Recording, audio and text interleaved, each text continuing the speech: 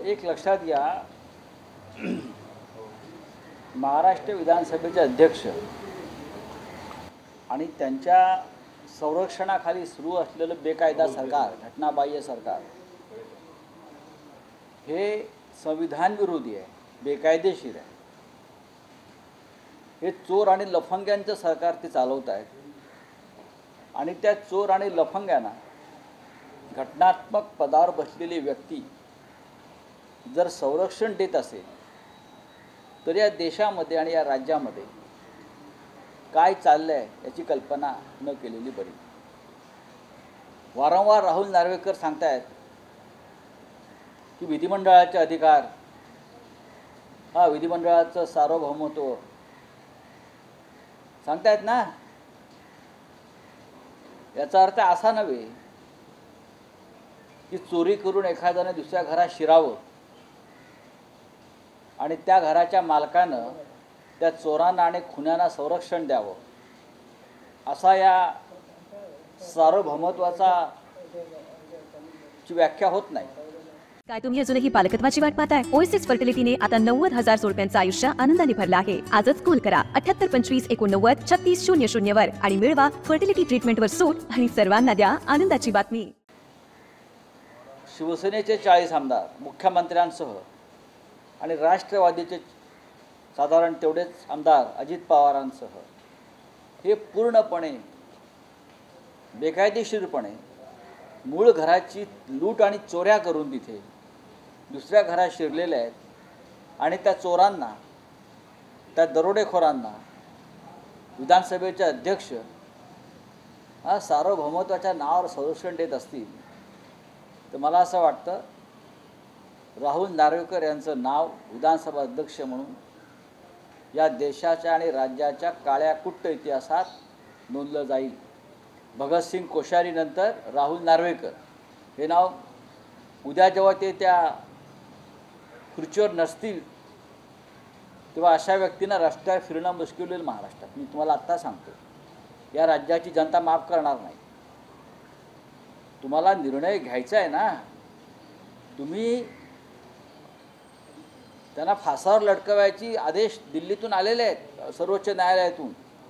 सर्वोच्च न्यायालयानं सांगितलेलं आहे हे लोकशाहीचे हत्यारे आहेत.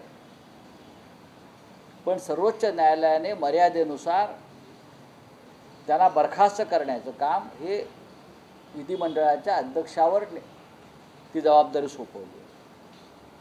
म्हणजे जसं मी मागेही सांगितलं की सर्वोच्च न्यायालय किंवा कोणतेही न्यायालय एखाद्या खुन्याला, हत्याराला फाशीची शिक्षा सुनावतं, मरेपर्यंत फाशी. पण फाशीवर लटकवण्यासाठी एका जल्लादाची गरज असते. न्यायमूर्ती त्यांना फासावर लटकवत नाही. ते जल्लादाचं काम करण्याची जबाबदारी विधिमंडळाच्या अध्यक्षाची. एवढंच मी सांगतो. आणि तुम्हाला 40 आणि 40 80 आमदारांना घटनात्मकदृष्ट्या फासावर लटकवावंच लागेल. तुम्ही कितीही पळ काढण्याचा प्रयत्न केला तरी या आमदारांची सुटका नाही, हे लक्षात घ्या मिस्टर नार्वेकर. नार्वेकरांच्या वेळापत्रकाचं जे आहे ही लफंगेगिरी आहे. नार्वेकर हे चोरांचे सरदार म्हणून काम करू इच्छितात की संविधानाचे रफालदार म्हणून काम करू इच्छितात हे त्यांनी ठरवायला पाहिजे. या महाराष्ट्राला चोरांच्या सरदारांची गरज नाही, या महाराष्ट्राला संविधानाच्या रखवालदारांची गरज आहे. बरं का? जसं चौकीदार चोर आहे तसे संविधान पीठावर बसलेले चोर आहेत असे म्हणण्याची वेळ या महाराष्ट्रावर येऊ नये. या विधिमंडळाच्या अध्यक्षाने आणि राज्यपालाने आधीच्या न्यायालयाचा इतक्या वेळा अपमान केलेला आहे की न्यायालयाने यांना रोज फासावर लटकवायला पाहिजे. बोलिए सर. आज सुप्रीम कोर्ट में आपके जो पिटीशन फाइल की गई है और एनसीपी की तरफ से, जयंत पाटिल जी की तरफ से जो अजित पवार गुट को लेकर पिटीशन फाइल की गई है उसको क्यूमुलेटिव करके जो है सुनवाई होने वाली है. स्पीकर को अपनी भूमिका स्पष्ट करने, स्पीकर की भूमिका क्या हो सकता है उसमें? स्पीकर को 1 साल से सर्वोच्च न्यायालय ये निर्देश दे रही है, बार बार दे रही है कि आप निर्णय लीजिए तुरंत. सर्वोच्च न्यायालय ने कहा है कि ये शिवसेना के मामले में उनका व्हीप, उनका जो नेता जो है एकनाथ शिंदे, वो गैर कानूनी तरीके से उनको नियुक्त किया है। इतना कहने के बावजूद भी हमारे विधानसभा के स्पीकर निर्णय नहीं ले रहे। Time pass 1, time pass 2, time pass 3 serial बना रहे, वेब सीरीज। क्या है ये? बात ऐसी है, किसी भी हालत में 40 और 40 विधायकों को जाना पड़ेगा, बस ये टाइम निकाल रहे। सर्वोच्च न्यायालय ने कहा है कि ये लोग जो है ये लफंगे है, लोफर है। मैं मेरी भाषा में बोल रहा हूँ। एक घर में चोरी और डकैत करके दूसरे घर में घुस गए और दूसरे घर में ये विधानसभा के जो स्पीकर है उनको प्रोटेक्शन दे रहे हैं, चोरों को। ये सरदार बन रहे हैं चोरों के। क्या उनके बारे में कहे? विधानसभा का स्पीकर होता है, उनका एक रुतबा होता है, उनकी प्रतिष्ठा होती है, संवैधानिक पद होता है। लेकिन ये तो चोरों के सरदार बन गए सब लोग। संविधान को नहीं मानते, कानून को नहीं मानते।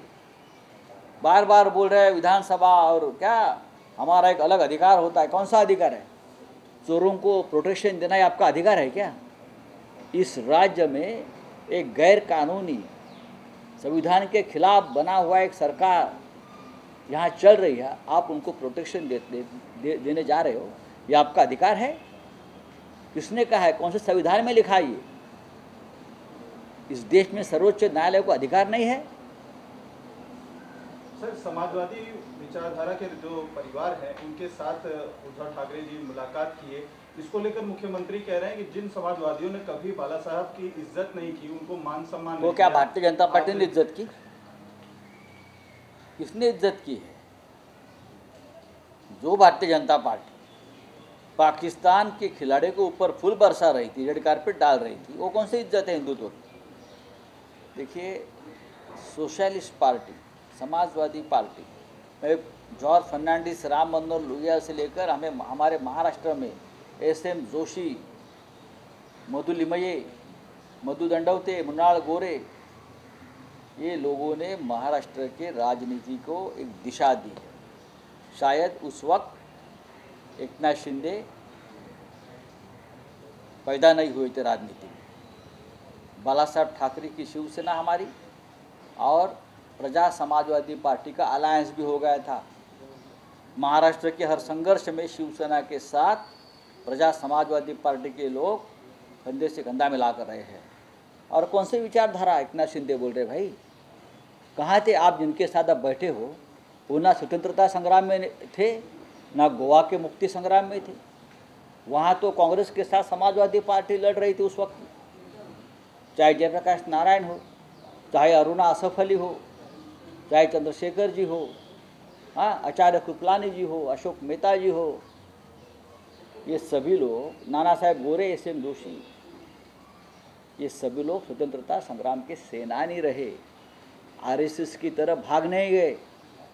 हम झंडा नहीं फहराएंगे देश का, ये नहीं कहा है लोगों ने। ये लोग जेल में गए, ये लोग शहीद हो गए। और गोवा मुक्ति संग्राम में तो राम मनोहर लोहिया की लीडरशिप में हमने काम किया है सबने। कहाँ थी BJP उस वक्त? कहाँ थे RSS उस वक्त? हाँ, गोवा मुक्ति संग्राम में लीडरशिप तो समाजवादी पार्टी ने की उस वक्त। राम मनोहर लोहिया हो, मधु दंडवते, मधु लिमये, और महाराष्ट्र से पूरे समाजवादी लोग और कार्यकर्ता महाराष्ट्र के वहाँ चले गए थे। कहाँ थे आप? एकनाथ शिंदे किसकी वकालत कर रहे हैं? जिसने कभी देश बनाने में कभी योगदान नहीं दिया, ऐसे लोगों के साथ बैठे हो और हमें ज्ञान दे रहे हो। ज़रा इतिहास पढ़िए। विधानसभा में एक अच्छी लाइब्रेरी है, ग्रंथालय है, जाइए अंदर, आप पढ़ने की कोशिश करिए इतिहास। हाँ, मिलावट रामबद्दल आज संपादकीय नमक हराम असं म्हटलं। बरोबर आहे, मिलावट राम जर आम्हाला म्हणता येते, मग तुम्ही नमक हराम आहात, तर नमक हराममधला राम तुमचा असेल, आमचा नाही। ही नमक हराम या महाराष्ट्रात चालणार नाही फार काळ, लक्षात घ्या। चलिए, thank you very much. Sir, पक्षाचं नाव आणि चिन्हासंदर्भातील क्या समलैंगिक विवाह पर आज फैसला सुप्रीम कोर्ट किसके ऊपर? समलैंगिक विवाह LGBT सर।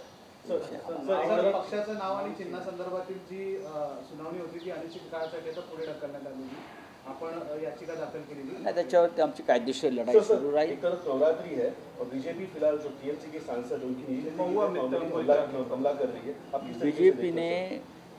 महिला शक्ति का- वुमेन्स बिल लाया है, नारी शक्ति की बात करते हैं, लेकिन जो नारी आपके तानाशाही के खिलाफ आवाज़ उठाएगी आप उसकी बेइज्जती करते हो, आप उसके खिलाफ ऐसी घिनौनी हरकत करते हो कि मुझे लगता है कि आपको नारी सम्मान का कोई मतलब ही नहीं है.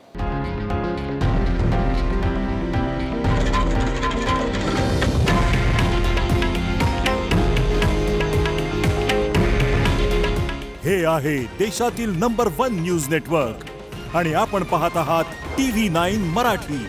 काळजी तुमची, हित महाराष्ट्राचं.